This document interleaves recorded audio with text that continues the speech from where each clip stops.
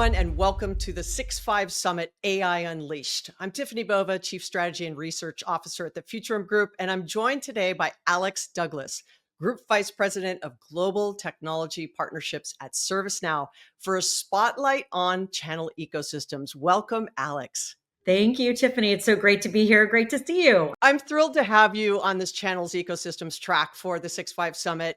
Who better, right, to talk about technology partnerships and everything that you're seeing in the market. But before we dive in, I always like to kind of ground the context, right? ServiceNow is been using and selling with and through partners for a long time.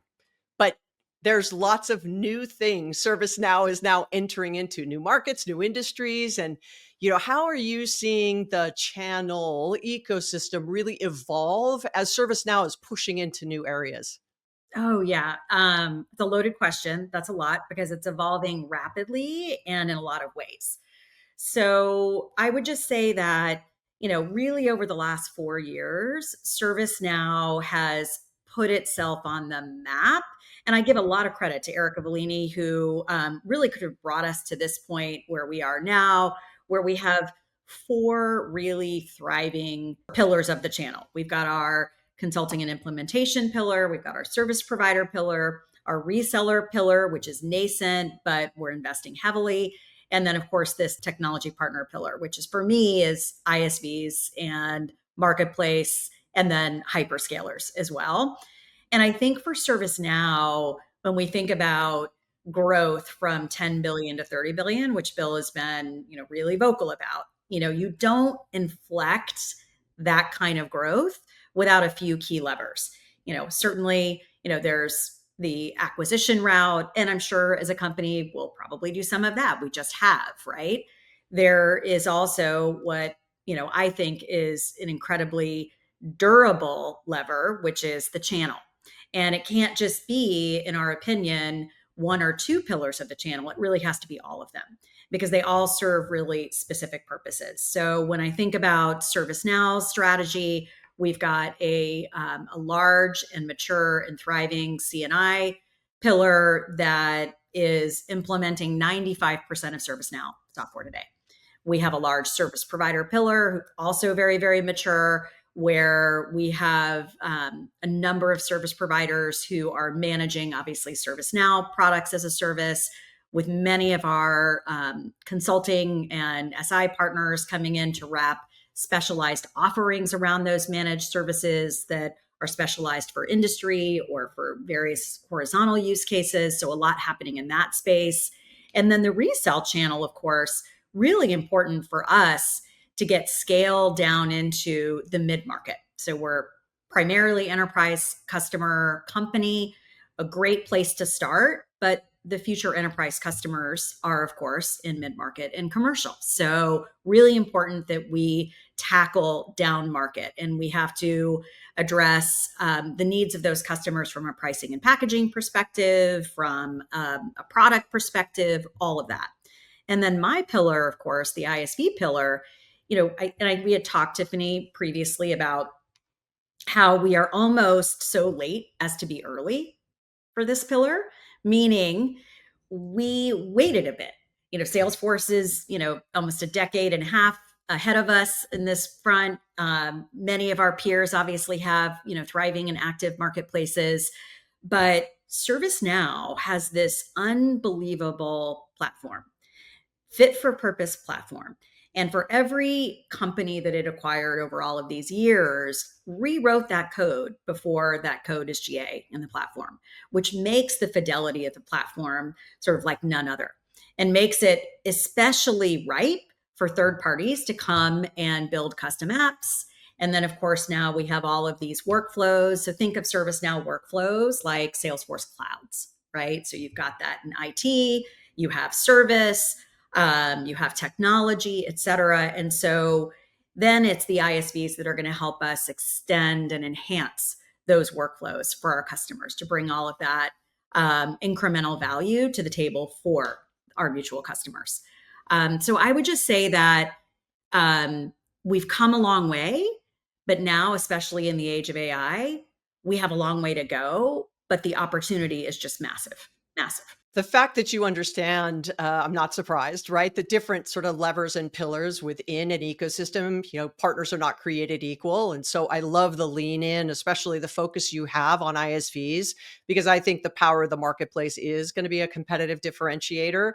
But I would be remiss. Obviously, this is channel and ecosystem, but it is about AI being unleashed. We couldn't have a conversation about the channel now without talking about AI in some way. How are you looking at AI in two ways, right? From AI, just obviously as a very large topic, but AI in the marketplace. So your ISVs developing capabilities for agentic or AI functionality within the ServiceNow platform, sort of one.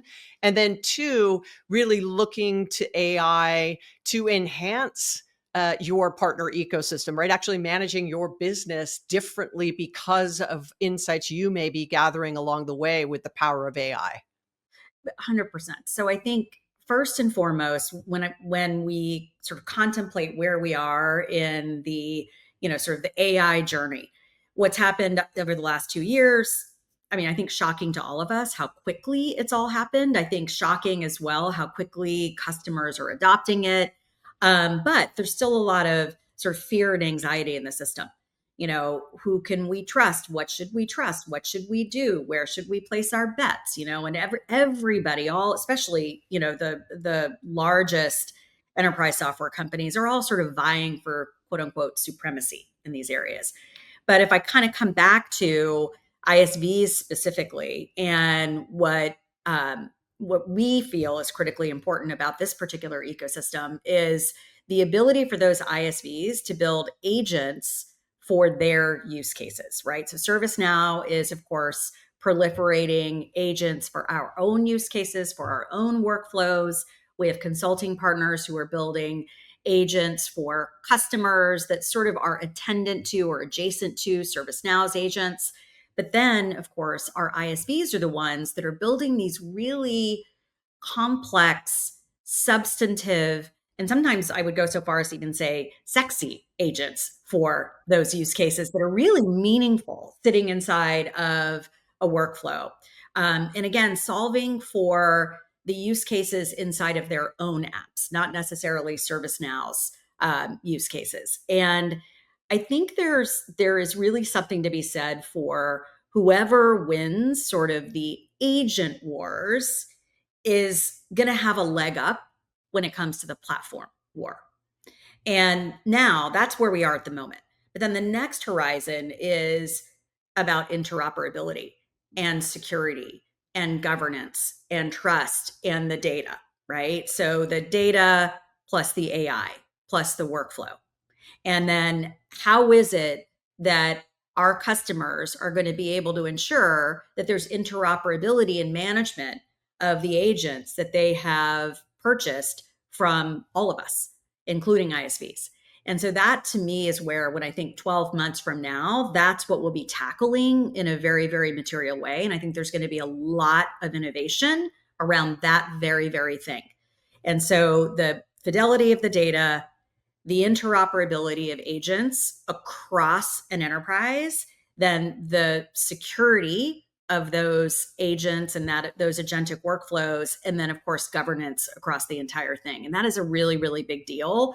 And it's going to require all of us as software companies to really think about how we bring down the walls, bring down the silos, because our customers are just going to demand it, right? Because I don't think this is an either or. I don't think there is going to be one winner who reigns supreme here. I don't believe that to be the case. I would agree, and I think where there's a tremendous amount of opportunity for the ecosystem at large would be at that data layer. That it's just that's where the silos live. That's where the magic happens. Without good data, you and I both know, without good data, right? AI will only be so effective, right? Limiting its effectiveness, if you will.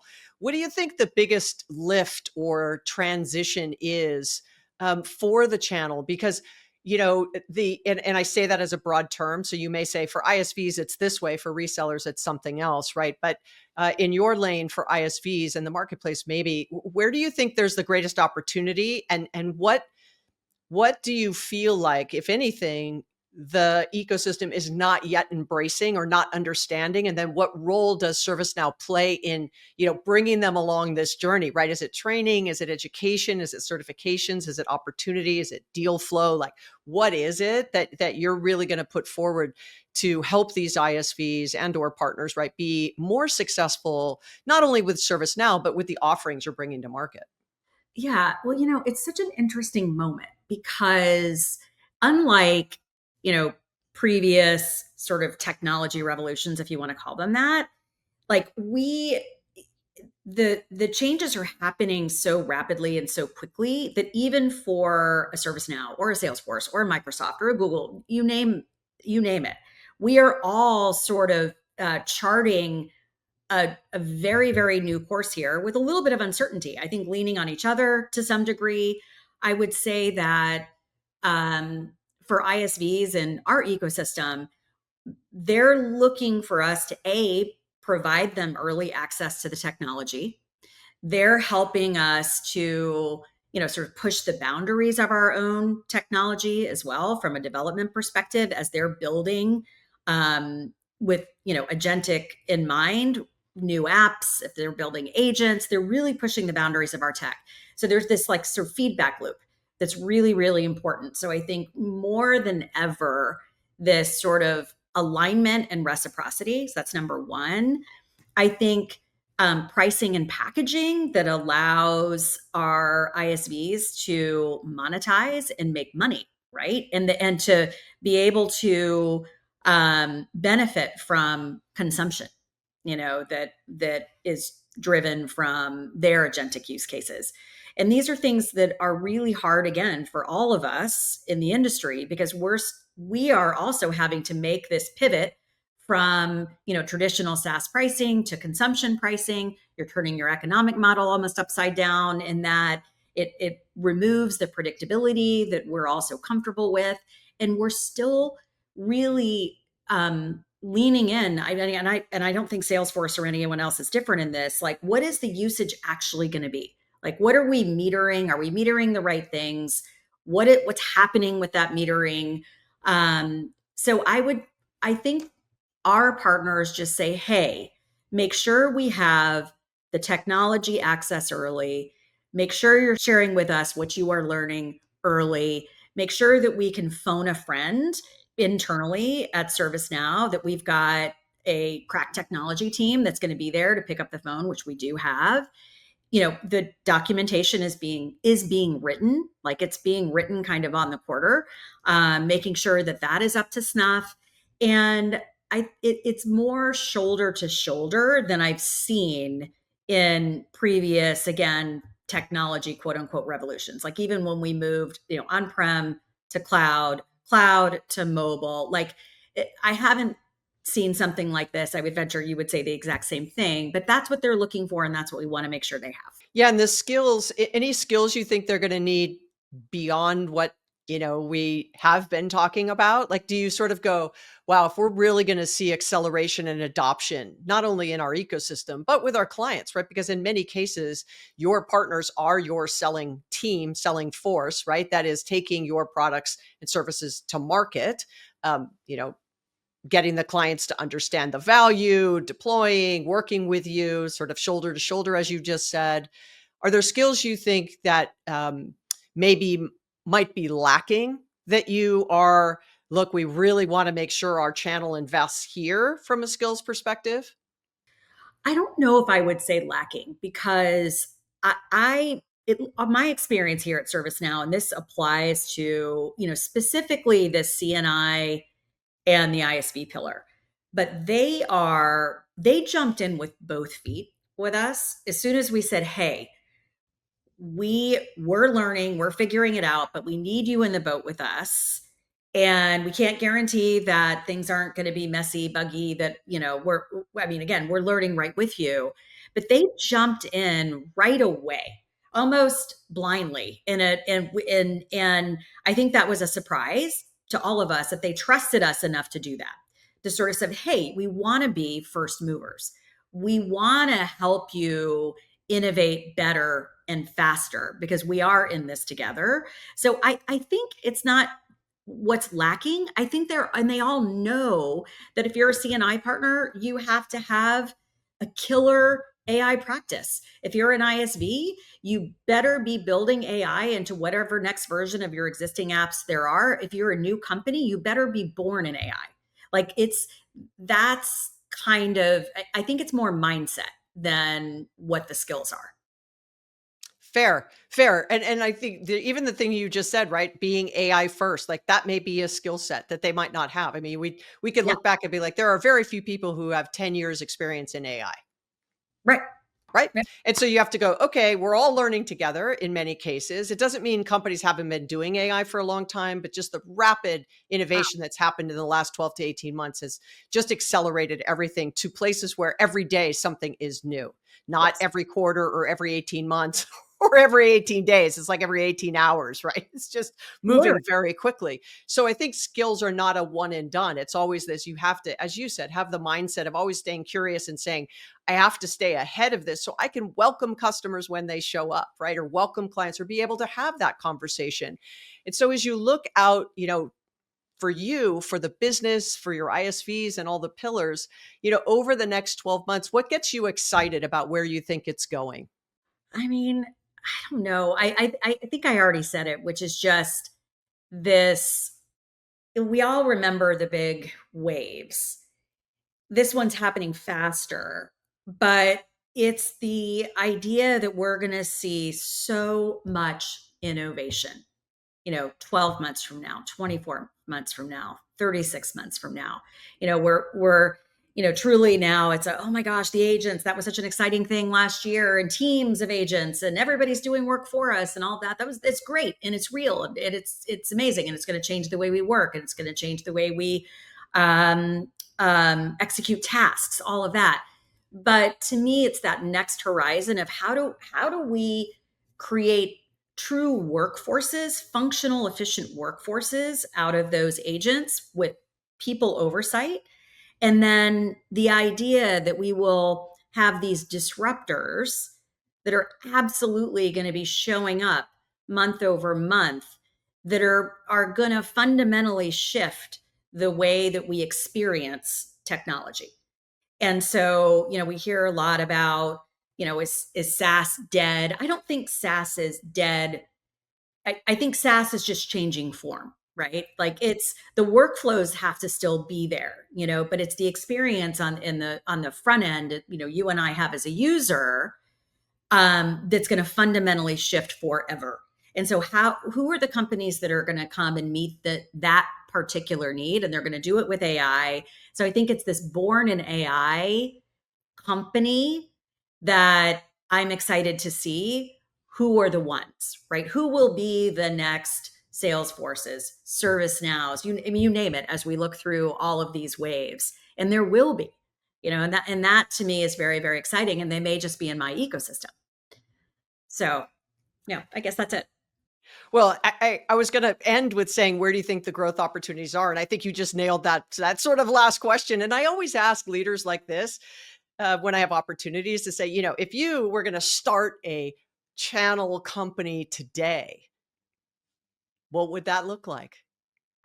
I mean, it would be born in AI. I can tell you Yep. that much. Yep. And it's about optimizing the engagement, the experience. It's about delighting the user, surprising the user.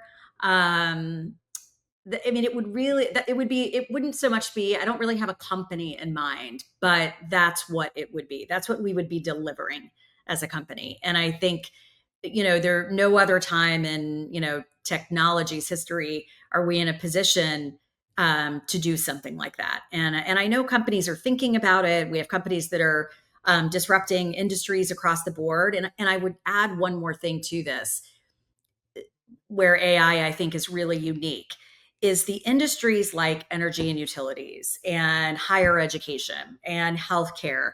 The industries that are the most laggard, I'll come back to this whole thing like so late as to be early. I think we're going to see wild innovation across those industries as a result of AI. Like they've waited and waited and waited and waited, many of them still on-prem, totally disconnected.